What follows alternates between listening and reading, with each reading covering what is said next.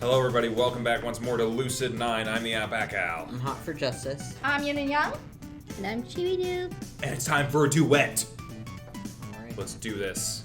Meow. After Wanda's performance, I'm not sure I can agree, but he's certainly not incompetent, that's for sure. We're doing a duet. They're so upset. Rui and Masato, on the other hand, seem to disapprove of my decision. They're staring at me like I had just made a terrible mistake. What about the ass and titties? There's this really nice slow one called The Reign of 20 Years. I'd have done it earlier, but it's a duet. Wait, a slow song? Yeah, it's a slow, powerful ballad.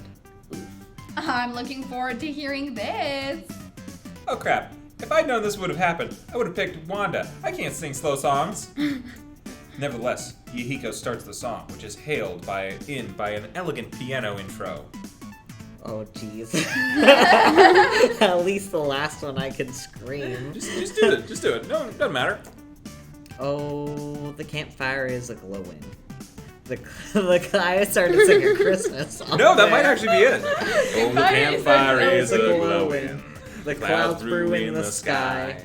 I set my pen to paper, thinking of you tonight. That actually works. He nods to me in agreement. I feel sick. Don't you see that we'd be perfect? 'Cause, darling, you're divine. I can't continue. While Wanda looks passive as ever, and Rui seems to even, dare I say it, enjoy my singing, Masato is doubled over in laughter. I quickly plop the microphone back onto its stand. Huh? What are you doing? I'm morally opposed to singing the song. Why? You're not that atrocious. Gee, thanks, Rui. But we've reached the best part. And with one large breath, he bellows in a vibrating warble. The reign of 20 years falls to the earth in tears. We instinctively clamp our hands over our ears. Note to self, screaming is not the same thing as singing. Oh, you were supposed to scream that. Oh. I stand on my hill, my arms extended. Do I have to scream? I don't know. Do whatever you want. Is he singing or is he screaming? He's definitely screaming. Look at that pumping. I stand on the hill, my arms extended. Make it stop. Somebody make it stop. Heck, even Wanda's wincing in pain. That's saying something. Ooh, the mountains, they sing their songs. Someone yanks the cable on the karaoke machine. The music abruptly cuts off. I send my praises to the heavens. Ooh. Hey, I was almost at the bridge. The cable dangles from Wanda's fingers. It's getting late. Have to put on my face. Go beat criminals. Dog carcass and alley. Yahiko clearly deflates at his last opportunity to belt, but I quickly grasp the chance to end our misery once and for all. Better head out before we get into trouble. I hurriedly usher the group out of the room and we return to the key to the counter. Then again, despite all the terrible singing I've heard, the experience has been pretty fun. When we reconvene at the main street, everyone seems pleased but worn out. Whew, that was an afternoon well spent. Now that's a good way to end the weekend. So, we heading back? Yep. Actually, I've got some errands to run around here. No! We'll join you. No, I'll be just fine. Don't go by yourself. It's, for women things. Yeah, I thought that's what that was going. Yahiko instantly pales, but Masato only nods in understanding. I, on the other hand, raise a curious eyebrow at Rui. She has never, ever used the kind of excuse in the 10 years I've known her. She notices my question and only shakes her head with an odd little smile. See you guys later. She dodges into the nearest store, disappearing among the crowds. It's almost my curfew. I'll head back with you. Minion, what are you gonna do? Me? Actually, I don't have anything planned for the rest of the evening. Maybe I should visit Mr. Risotto's office and say hi. Yeah, might go back to calling him Risotto. I'll drop by the school. You got it. Goodbye. Wait, is he in his office? He might live there. I don't know. We part ways and take the subway back to the academy. He just sleeps on the couch. As Masato and Yahiko enter their dorm and start their late night morning show, I head to Ryota's office. Yep, he's there. Mr. Ryota seems surprised at my unannounced drop-in, but not displeased. He ushers me into his office with a faint smile. But it's a Sunday. Interesting. Didn't think I'd see you. Do you have an appointment soon? Who, me?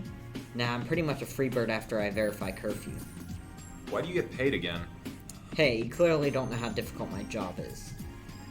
I have to sit here and wait for kids to scan themselves in the building and report the ones who don't by curfew time. Don't necessarily set oneself up for popularity. No, I imagine it doesn't. So, looking into the disappearances, are you? How did you read my mind? Wait. Could he potentially alter the curfew records? Yeah. Oh.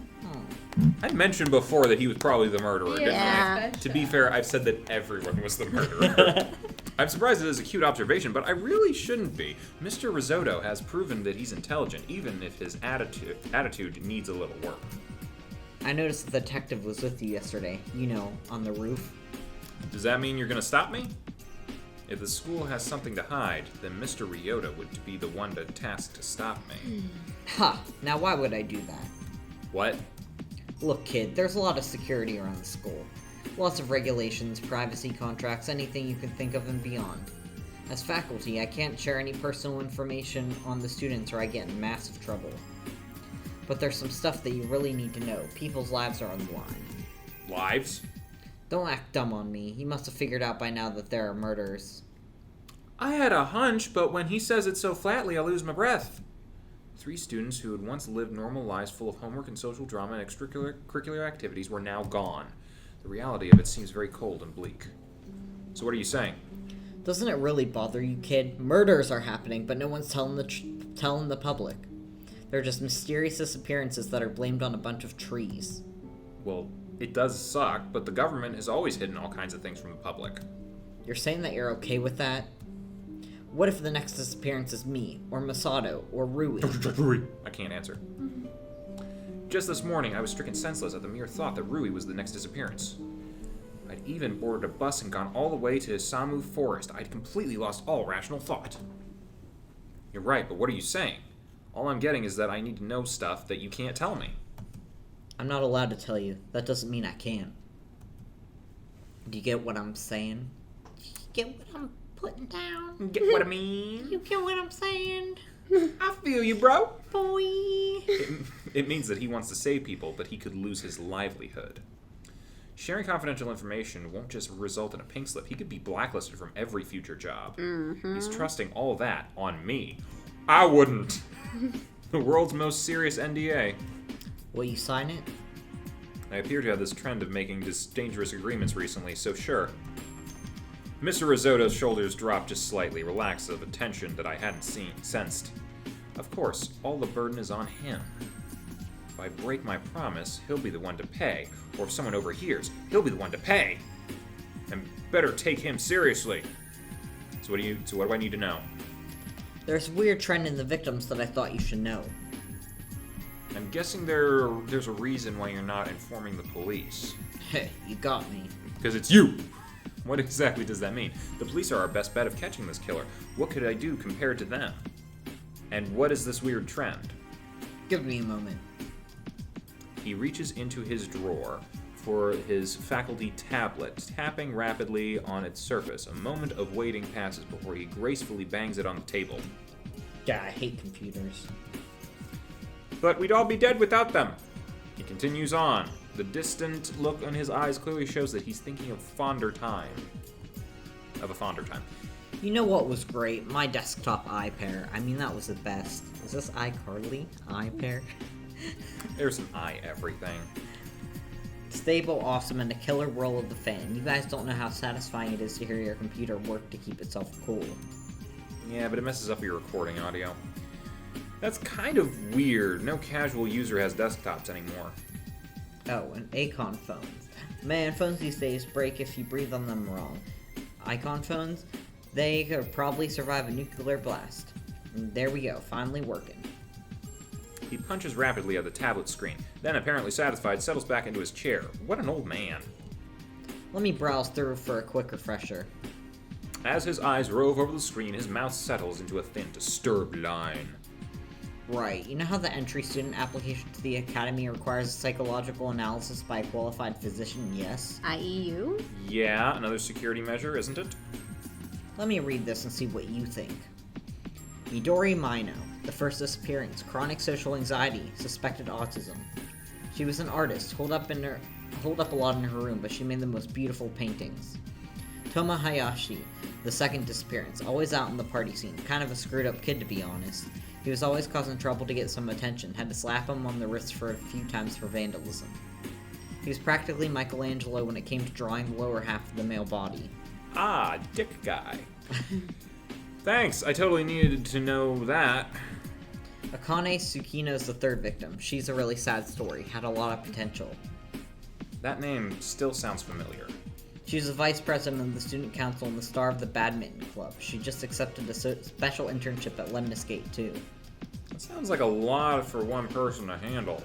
It was. Her family put a lot of expectations on her shoulders. She was their key to a better life, you know. A breeding ground for depression, if you ask me.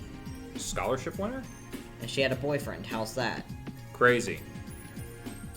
I posit that. Something feels disrespectful about questioning the sanity of the dead. So those are the three victims. Seems like they had some concerning psychological problems. I mean, they're all perfectly acceptable levels of mental illness, but there's not a single average report. in fact, most of the conditions sounded pretty suspicious. Serious and confidential. I can see why Mr. Ryota was reluctant to tell me, but this pattern really could be the key to unlocking the mystery. Thanks for telling me. I'm kind of curious, kid, why you're taking this so well. Sorry? You just found out that 3 students at your school were murdered. That's pretty unsettling news. I might have murdered them. I missed time, you know? It is really. Death. A permanent condition. Something that students really shouldn't have to face. My reaction must seem odd. Should I be hyperventilating? On the contrary, this is pretty refreshing. But also concerning. I'll admit that. Well, I won't question it tonight. It's getting pretty late. You'd better get going. It's not safe for students to be out and about anymore. Thanks for the info, Mr. Ryota. More than that, I'm thankful that he was able to trust me. Got a lot to think about. I leave the school after Mr. Risotto gets a campus security patrolman to escort me home. Seeing policemen inside campus unnerves most students, so they're mainly kept for border patrol, making sure that no one enters or leaves the school. I've barely seen them, to be honest. They probably don't act unless something suspicious crops up on the gate sensors. Uh-oh! It's Sugar Ray. Hello? Where are you? Her voice is clipped, leaving no room for any extra conversation. Good evening to you, too. Your services are required. Now. I'm a little taken aback at the shortness of her tone. Seems like some urgent business. Okay, I'm in front of the school. Very well. I'm nearly there myself. Don't move. Sorry? Rude. Well, that was unexpected, if I'm honest with myself. What kind of business could Shigure have at this time of night? I mean, she's a detective. I mean, this is all she does. Ishiyama. Shigure struts out of the shadows, her face completely expressionless. Did it occur to you that I might have things to do tonight? It did not. Come, this way. She turns on her heel and begins to strut down the sidewalk.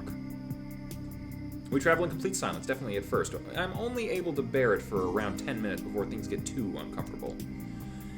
You know, if you're mad at me, you might as well just say it. I should discuss these psychological problems with Shigure. No, what am I thinking? She'll wonder if my sources are accurate. I'll either have to tell her my informant, or I'll have to drop the issue.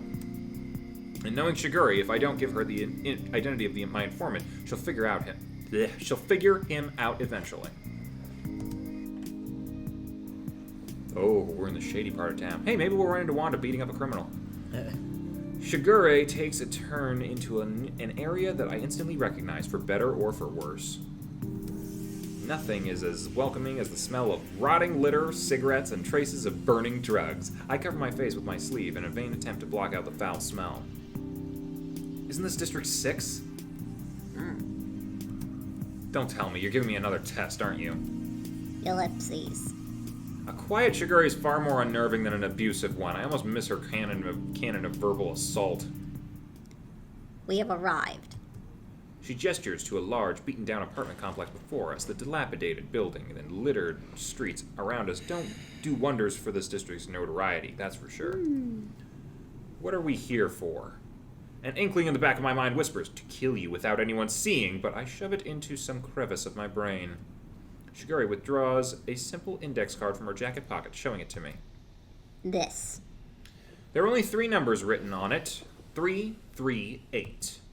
What's that, an apartment number?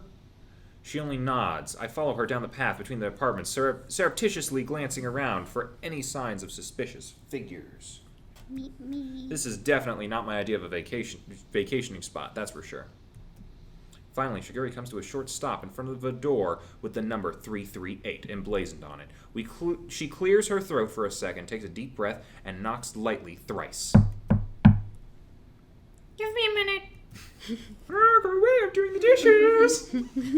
The voice that comes from within the apartment is light. Oh, hey, we got it right. Light, feminine, and nothing like what I expected. It's followed by sounds of scraping, shifting, and screeching, as if a number of heavy objects are being moved around the room. Come in. Shiguri tries the doorknob, and it turns with ease. She pushes open the door, and I step inside, unsure of what to expect. It's a new place. The front room is neat, tidy, and utterly plain.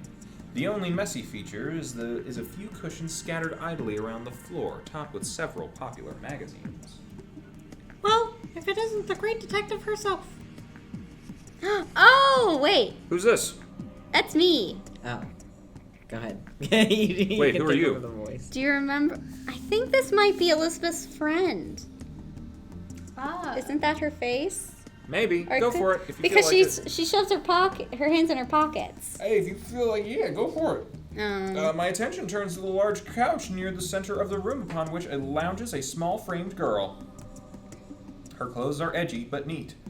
Edgy? Yeah. Although her eyes are a deep chocolate brown, they're some of the coldest I've ever seen. I swear that I've seen her before. Yeah.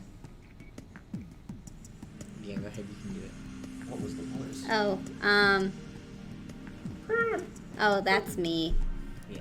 What brings you to the sign of town, Enomoto? Shiguri sits on a nearby cushion, stiffly. As always, I am deficient of requisite intelligence. Oh yes, you're always lacking in intelligence. Oh! Wow. Shots fired! Shiguri bristles. Of the informative sort. The girl only smirks and turns to me. The predatory glint in her eyes snaps everything into place. Meow. Oh, our software was successfully updated. Isn't that nice? Yay. Natsuki Tanaka. The interesting, unnerving friend of Elizabeth Oshiro. The way she sits, the clothes she wears, even the color of her eyes, they're all distractingly different from school, but I know with certainty that she's the same person. The angles to her expression, the tilt of her posture, it's the exact same. Oh, how interesting. I thought that I'd have a swarm of questions, that I'd be shocked, but I'm not. Not really. I almost feel like a small part of me had been expecting something this odd, especially from a Natsuki. Natsuki. Is being a student just a cover, or are you actually one? To be or not to be? Surely that is the question. Certainly a question, but it's not an answer. Shiguri clears her throat impatiently. As content of the as the two of you appear exchanging pleasantries, I'm here regarding a matter of urgency, Natsuki. Natsuki raises a single eyebrow. Or puts them both down. You know, whatever works. You know my price. Ah, yes. How much yen shall? Don't feign ignorance, Enomoto. It doesn't suit you. Your almighty brain should be able to remember something as trivial as my currency. Shiguri flushes at this. What? Certainly you didn't think I would forget something as important as that. Shigure mumbles something indiscernible while pulling her cap over her face. Maybe that's why she was so quiet. She wasn't angry at me, she was dreading coming here. What would you have me do? Natsuki catches my eye, a mischievous glimmer in her gaze. What's your favorite animal, Ishimoto? And do choose something reasonable, not a duck-billed platypus. Yes? Push me, pull you. Not Perry the platypus. What for? She only winks at me. I guess I'll have to give her an animal to find out. Dog, cat, chicken. Oh, I'm scared. I feel like she's gonna make Shigure act like one of these things. Chicken. I do like eating chicken. Well, better than eating dog or cat. That's true. We can Chicken's actually eat tasty. chicken. Choose chicken. Tasty chicken. Chicken. Chicken, I guess. She smirks at Shigure, who sends me a look of horror. Oh no. That's the wrong one. Ishiyama, we will need another talk concerning your pay. Natsuki cheerily vanishes into an adjacent room where she emerges after a few minutes. She's holding a full-size chicken costume. Put this on, Enomoto. Grumbling, Shigure yanks the costume over her clothes and zips it up. Wait, what? Oh, come on! That's normal. I was hoping that there would be like Yep. a thing for this. Darn it. There. Satisfied. No. She really did put it on. No. Give me a nice loud bop, bop, bop. Bok, bok, bok. Seeing Shigure so subdued is pretty unnerving. I can't believe that such a proud person would stoop so low. Just what kind of person is this Natsuki? Now, Yama Ishimoto. A chicken is incapable of speaking English, so you'll have to be Shigure's mouthpiece. What? Before that, however, I believe we have some catching up to do. What are you, an ordinary ignorant civilian doing caught up in a nasty business like student murders? Oh man, that is a heck of a question that we'll have to answer next time. Bye-bye. Bye. Hey, thanks for watching, and if you haven't already, be sure to subscribe and ring the bell icon for notifications. If you enjoyed this video, give us a like, and feel free to check out some of our other gaming videos, our weekly podcast Anime Yay or Nay, or our parody series Madoka Magically Abridged. See you next time!